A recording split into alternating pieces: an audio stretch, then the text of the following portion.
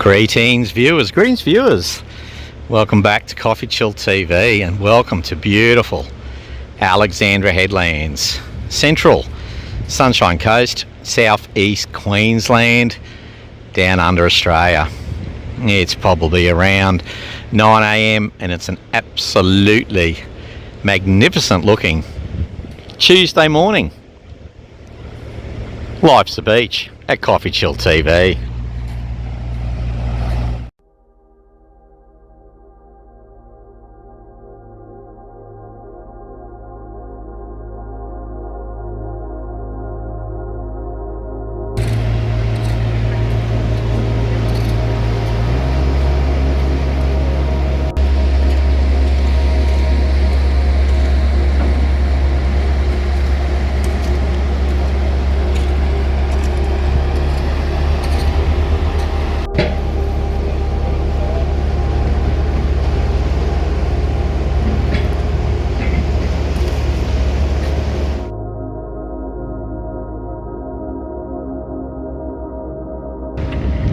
And folks, as we stare out at the Pacific Ocean, let's talk about today's socio-economic, philosophic discussion on CoffeeChillTV. And folks, with the Korean War memorial in the background, yes, we're talking about dark tourism today.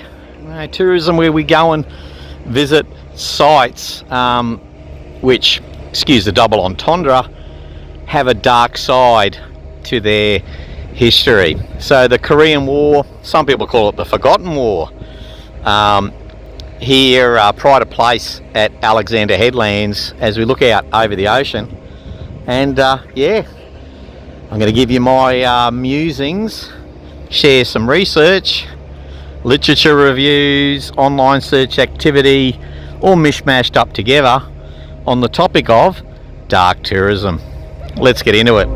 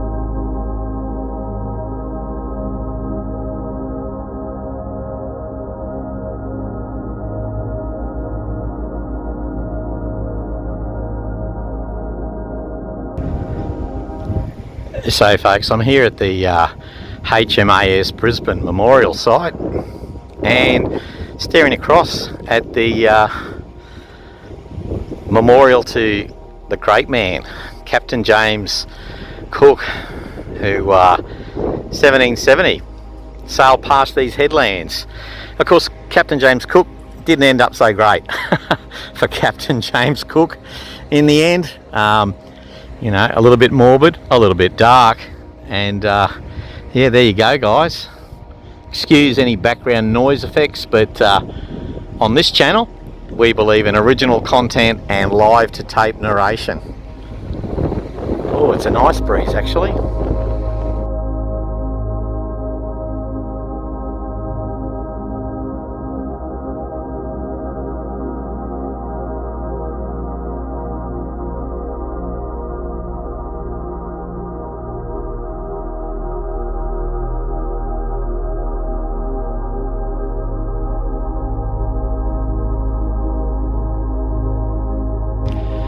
And folks, I like to provide the impetus, the background, the motivation for today's topics, and there's probably several. First of all, Anzac Day's coming up very soon, and I'm hoping to get up early to attend another dawn service. There's some other factors as well. Additionally, I recently went out to my old university, the University of the Sunshine Coast, and I grabbed a book, Dark Tourism. I'm going to backfill this video log, this vlog, with lots of information on literature and search activity, etc. So, you know, for those of you who are the boffins and really want to get into the minutiae, there'll be extra information in the back catalogue. But yeah, I just picked up a book, Dark Tourism, and I'm going to be referencing some points from that book as I make this vlog today. And as we stare at the memorial to the great navigator, Captain James Cook, yeah, I can also advise, guys, that after reading the book Dark Tourism, I didn't read it back to back, cover to cover, but I did a bit of a skim read, and I googled up, you know, what's driving dark tourism. Did the old Google it up. So I've got some Google search activity sliced and diced with my own experiences and angles in this little walk and talk vlog at beautiful Alexandra Headlands.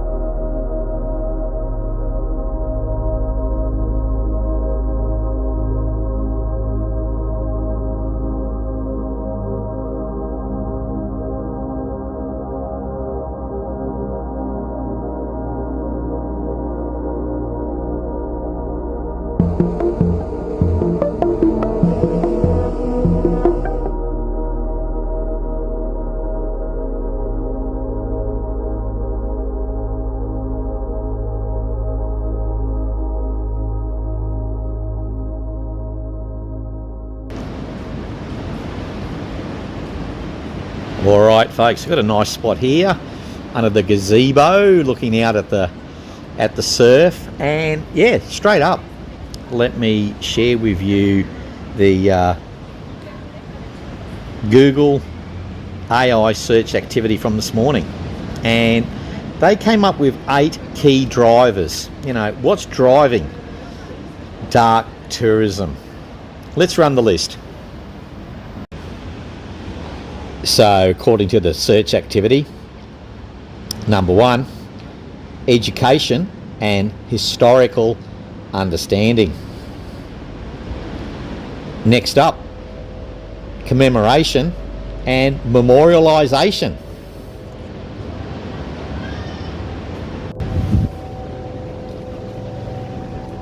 Curiosity and fascination with the macabre, as well as the thrilling search for danger.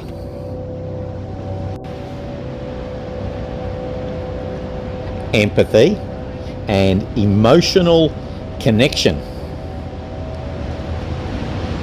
followed by authenticity and novelty. And the last 2 drivers driving the continued rise in interest in dark tourism, media and cultural influence, and finally nostalgia and genealogy.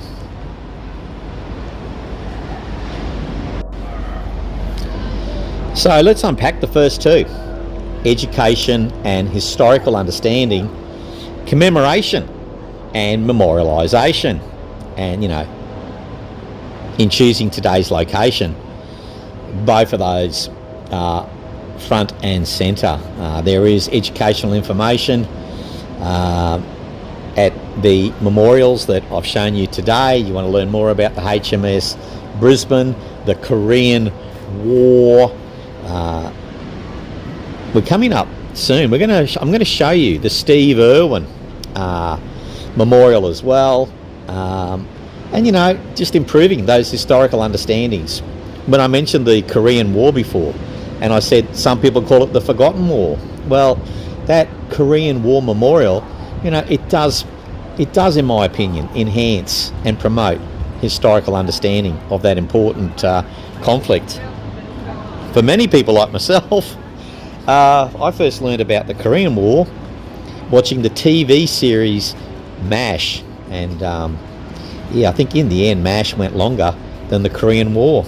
Very successful TV series that it was. Alright, curiosity and fascination with the macabre and the thrilling search for danger. Well, I've travelled to places. I remember going through the Cu Chi tunnels in Vietnam in 1993. I wouldn't do that today. I would feel it's too dangerous. I remember visiting, going on a day trip out of Bali, and we visited an island, and they actually had like underground tunnels there as well, and my claustrophobia, couldn't do it. But when I was a young backpacker in the early 90s, it was quite thrilling. Go through the Cu Chi tunnels. What about the macabre? In terms of the macabre, in terms of my own experience, I do remember also back in 1993 going to Tiananmen Square, the grotesque Tiananmen Square massacre. Of course, I was there in 93. The bamboo curtain had just come down, and it's a Maoist communist dictatorship in China, and you had to be careful just talking about the Tiananmen Square massacre. I generally avoided talking about it, but I was quite curious to visit Tiananmen Square after seeing all the footage on TV. And I think the most striking image for me of the Tiananmen Square massacre was the young guy who, fronted up to the tank. And I'll try to backfill this video with some additional information on that. Okay, empathy and emotional connection. For a lot of Australians, there's an annual pilgrimage to Gallipoli, and we feel an emotional connection to the Anzac spirit. If we come to a bit more modern history and Bali and the War Memorial, the Bomb Victims Memorial in downtown Kuta, Bali. Whenever I go to Bali, I like to visit the memorial and just have a moment of reflection. The disgusting behaviour of the fanatical terrorists in Bali, and a lot of Australians have a connection to Bali. A lot of us have a connection to Bali. We've been frequent visitors there, and a lot of people feel Bali is almost like a little piece of Australia in Indonesia. So, the War Memorial, it's dark tourism, you could argue, and certainly a lot of Aussies have an emotional, empathetic connection.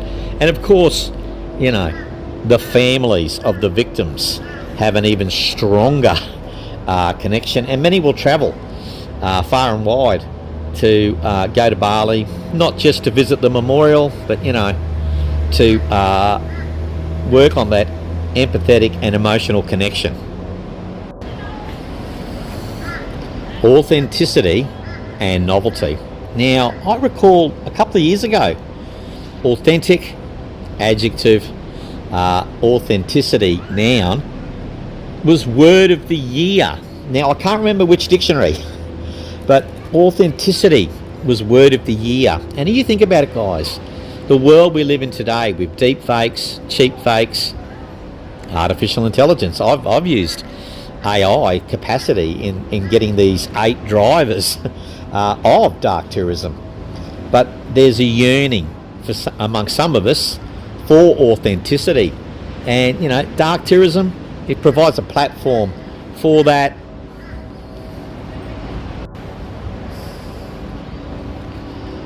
Novelty is a bit of an interesting one. Sometimes in my travels, I've kind of stumbled across dark tourism sites, and it's provided some variety and novelty to my journey. It wasn't the main agenda item. It's a bit contentious, this issue, because some people, you know, argue that, you know, for example, in Europe, you know, some of the concentration camps, the battleground sites, some people have said they've been turned into Disneyland. I don't know about that. That's probably a bit harsh line to draw, but it is a bit of a novelty. And of course, yeah, there's a fine line, isn't there, folks, between authenticity and novelty, particularly when it comes to the dark tourist in all of us. I believe there's one in all of us.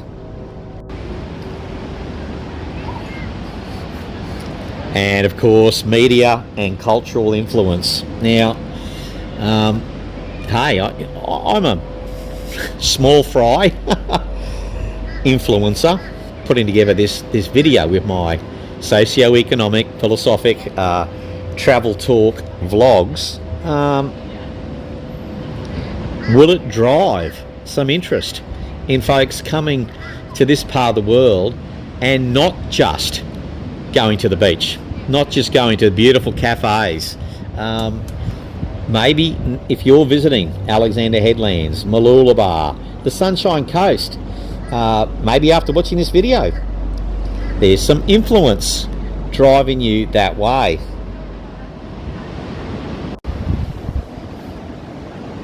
What about cultural influence? That's an interesting one. I mean, every year you see many thousands of Muslims make a pilgrimage to Mecca. So, you know, there's a cultural, I suppose, driver to it. But if you think about Australia, and, you know, Anzac Day is coming up, people will go to cenotaphs, memorials, dawn services, okay? I had a mate years ago. He went to Vung Tau in Vietnam for the 50th commemoration of the Battle of Long Tan. And there's a cultural influence in there because, you know, Australia, we've fought in our short history, our short, you know, colonial history, in a lot of theatres of war. And I believe that is ingrained into our culture. Okay, nostalgia and genealogy. If I think about nostalgia, and once again, it's a little bit of a morbid sense of nostalgia, but I first visited Bali in 1997, and it was a long time between drinks.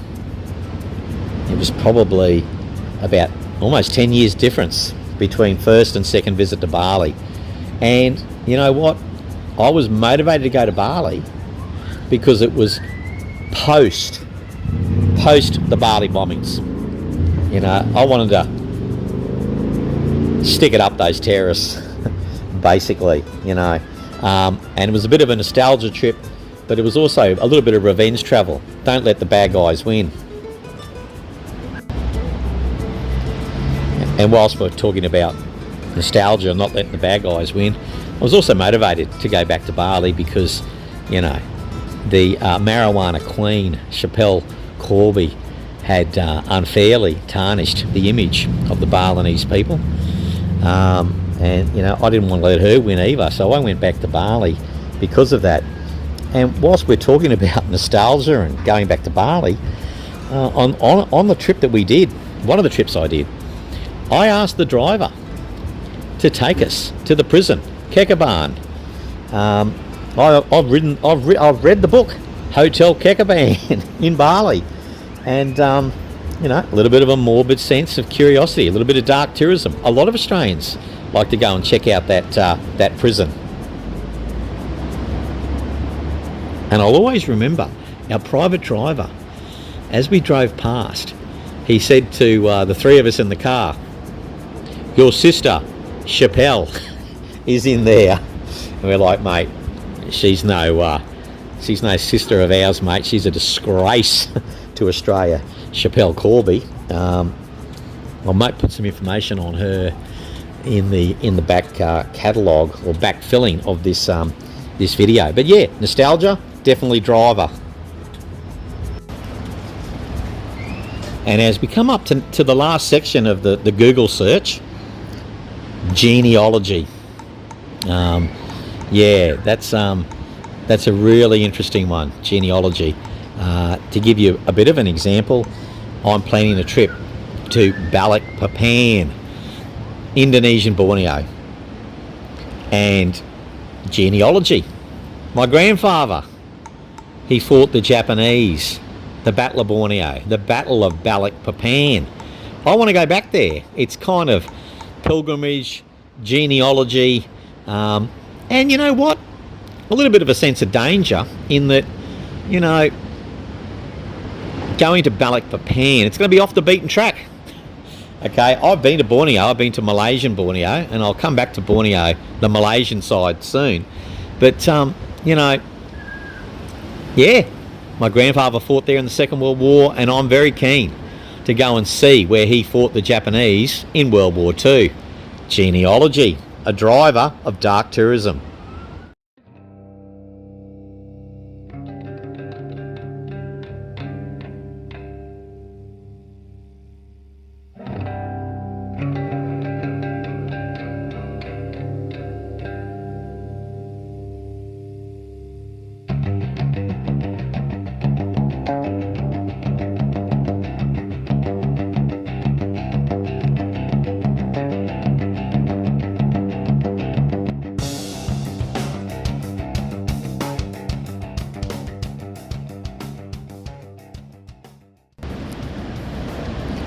So folks, we've done the online review of the Google search.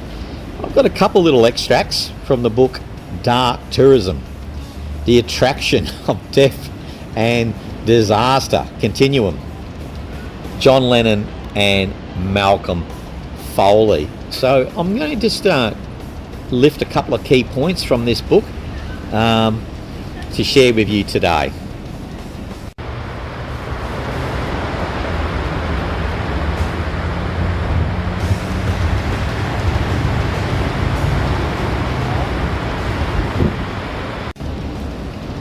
So folks, in this book, I'm going to quote from the book directly. Here we go. It is clear from a number of sources that tourist interest in recent death, disaster and atrocity is a growing phenomenon in the late 20th century and early 21st century. See, and that theorists have both noticed and attempted to understand it. Yeah.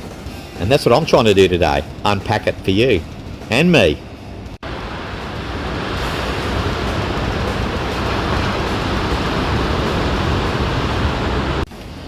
And this book, you know, talks about tourism to battle sites. We've sort of mentioned that before. The graves of the famous and the infamous, and the locations of infamous deeds. Guys, it's a modern phenomenon, and I think dark tourism is going to continue to grow.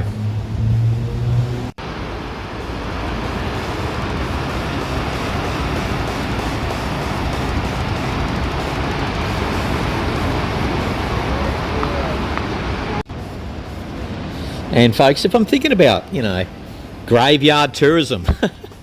A lot of people, you know, they'll go to Paris and they'll want to see the grave of Jim Morrison.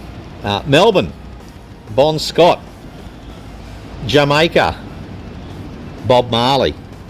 Gracelands in the US of A. I mean, they have turned Elvis's old mansion, and he died there too. I believe it was a deep fried peanut butter sandwich, or so they say. Yeah, but people go to Graceland. Okay, they make a pilgrimage to Graceland. Yes, they might be fans of Elvis and his music, but there's a little bit of a morbid sense of curiosity there. The king did pass away in Graceland.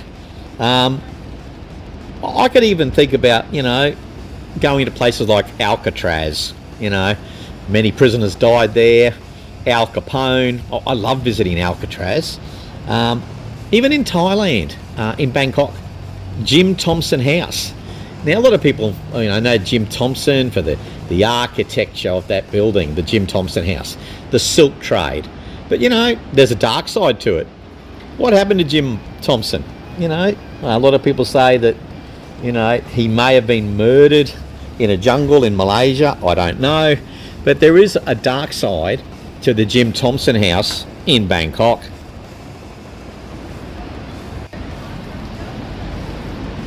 So look, just taking a few more points from the Dark Tourism book, John Lennon and Malcolm Foley. Dangerous places and depravity. So I mentioned earlier in the Google search activity. What about yours truly?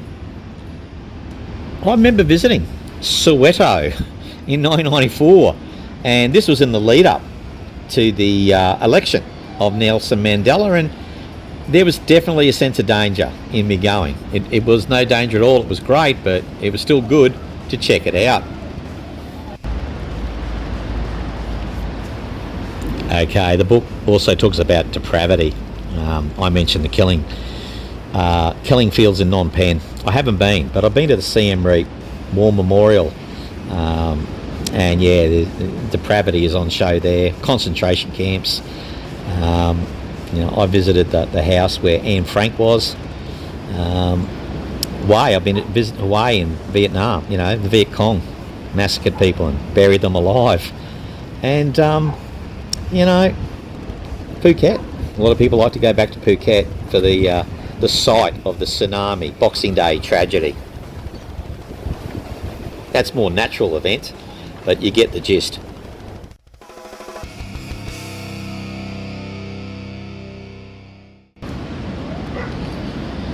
So folks, I've got a quote here from the Sunday Mail, a recent article.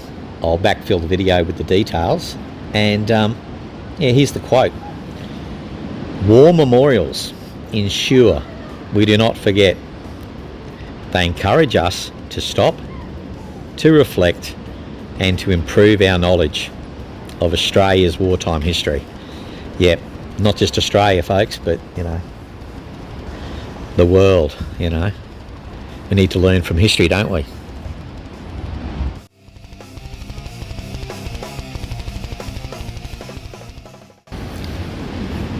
And folks, you know, we've shown you the HMAS Brisbane Memorial, James Cook, the Korean War Memorial, but I'm just going to run the board, guys, on the top sites for Australians every year. This is from an article from John Borthwick, and I'll put the details in the as I backfill this video. But yeah, these are the top sites according to this article that Australians, many Australians visit around the world every year, and you know we go across the globe. We do to honour the sacrifices of the diggers. So let's run the board. Lone Pine Cemetery, Gallipoli, Turkey. Number 1, not surprised. Haven't been there. Kanchanaburi War Cemetery, Thailand. Yes, I've been there, and I'm planning to go there again next year. El Amen War Cemetery, Egypt. Port Moresby, Bomana War Cemetery, Papua New Guinea. Cemetery, Ward, Papua New Guinea. Villas Bretonnier. Did I pronounce that correctly? Maybe not. Military Cemetery, France. the Japanese War Cemetery in Cowra, New South Wales. And here's a few here's a few locations, folks, that I must admit I wasn't really fully across. The United Nations Memorial Cemetery, Busan, South Korea. Well, we're talking about the Korean War before, weren't we? And, you know, the Forgotten War. And, yeah, many Australians served in the Korean War.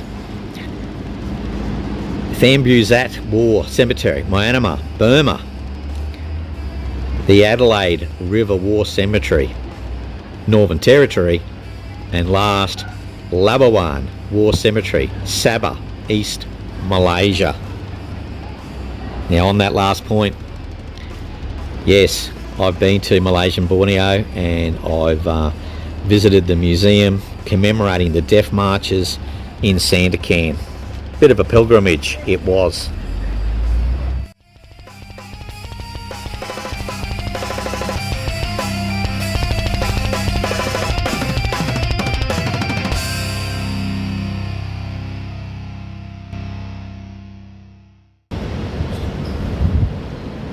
Alright, folks, now back to yours truly with some random memories and musings in this phenomenon of dark tourism. I mentioned Sandakan. Now, the interesting part for me, I'll always remember this going to Sandakan, was that we were on a small tour bus, and there were a batch of Japanese tourists, Europeans, Aussies, Kiwis on this tour bus, and we went to the memorial to the Sandakan death marches. There were storyboards there. One of the things that was interesting was after we all got on the bus, there was silence.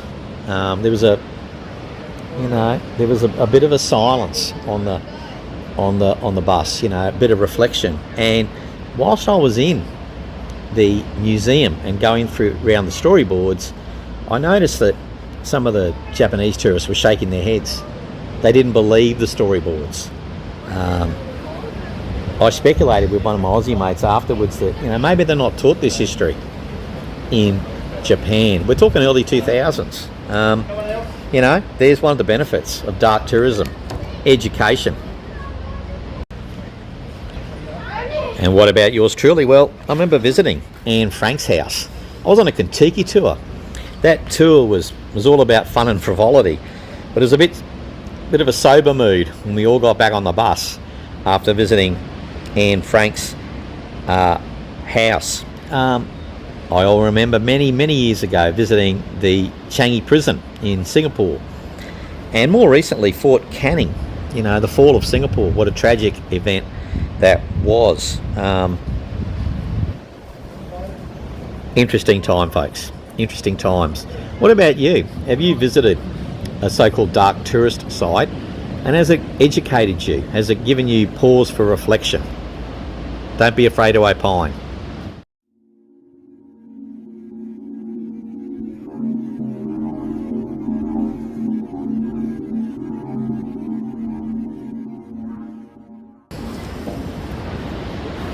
You know, what about some other experiences? I first went to Vietnam in 1993. You know, I visited the site of the My Lai massacre, Charlie Company. People got to put comments in the visitors book, and there were some interesting ones in there. I also visited Hue on that same trip, and that was the site of a Viet Cong, North Vietnamese Army massacre of Vietnamese in the same war. I've visited memorials in Darwin, Zaire. I remember going past a refugee camp in Rwanda on the border. That was pretty dangerous. And of course, like many Australians, I've been to the War Memorial in Canberra, and I've visited a number of, let's say, aviation and war memorial museums in Australia as well as overseas. And you guys, you know, thinking about Southern Africa, I visited Sun City in 1994. Now, it's a big casino, but I just remember the song, Not Gonna Play Sun City. It was emblematic of the global opposition to apartheid. I also remember visiting Cecil Rhodes' grave in Zimbabwe. So, yeah, you know. And what about the future?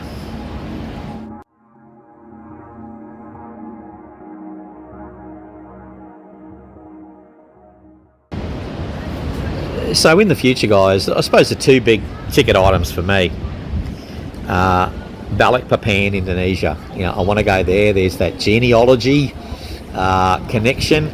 Grandfather fought there. I want to go there. I want to go back to Vung Tau.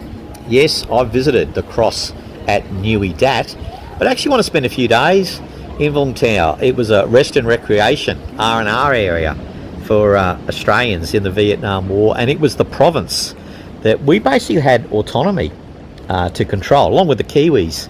So I'm very keen to go back to Vung Tau. And finally, Phnom Penh. I've been to Siem Reap a couple of times, been to the War Museum in Siem Reap, but, you know, those killing fields, you know, talk about macabre.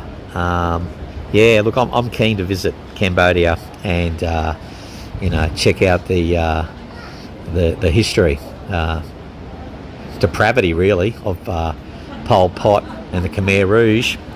Keen to check that out in the future. So folks, you know, mausoleums, churches, cemeteries, jails, you know, murder sites, you know, where murders have taken place. People like to go back there. As for yours truly, I remember going to the Melbourne prison where they hung Ned Kelly, and inside the old Melbourne jail, there's storyboards that talk about the life and sad endings for some of the inmates. And coming back again to Tiananmen Square, you know, it was a tragedy that happened there, but there's a mausoleum there for Chairman Mao, and yeah, interesting character he is in the world's history.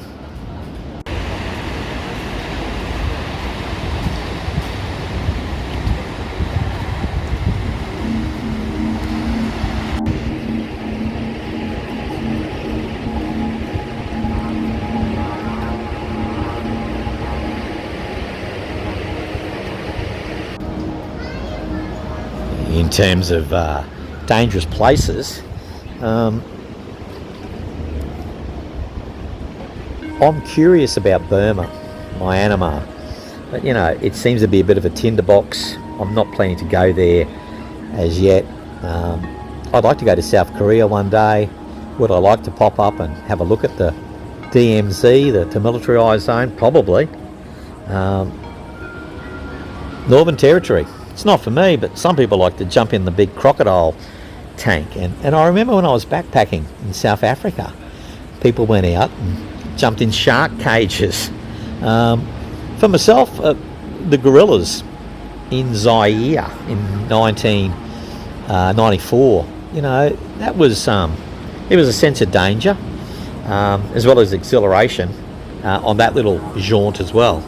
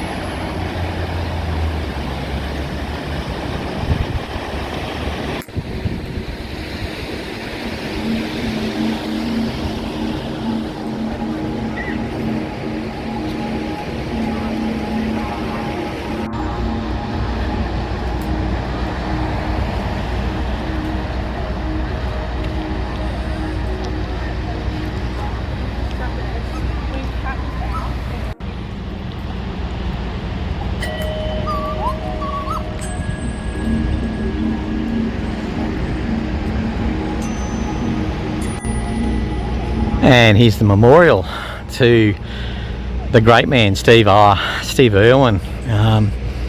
Not just an icon of Sunshine Coast tourism, but an Australian cultural icon, I'd argue. And as far as dark tourism goes, well, many would be aware, some not, but you know, Steve's demise with the accident with the Stingray, you know. I remember where I was when I found out that he'd passed away, you know, and yeah, there we go, guys, the memorial for the great man Steve Irwin. And you know, it's pleasing to see his son Bob Irwin, you know, Bindi as well, you know, they're carrying on. Terry as well, Terry Irwin, his wife, his widow, they're carrying on the name. And you know, Australia Zoo at Biwa, it continues to grow in popularity as well.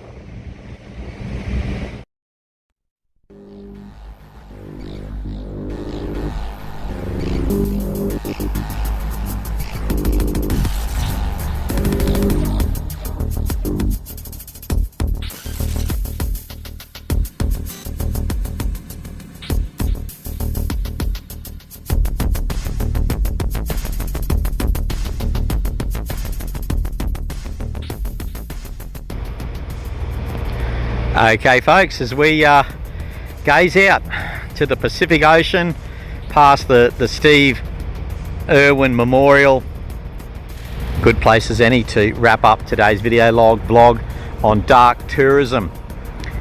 Folks, please feel free to share your experiences, your opinions, your angles, maybe your future plans, past travels in regards being a dark tourist and the dark tourism phenomenon. Either way, thank you for making it to the end of the video, and please enjoy the balance of your day. Cheers for watching.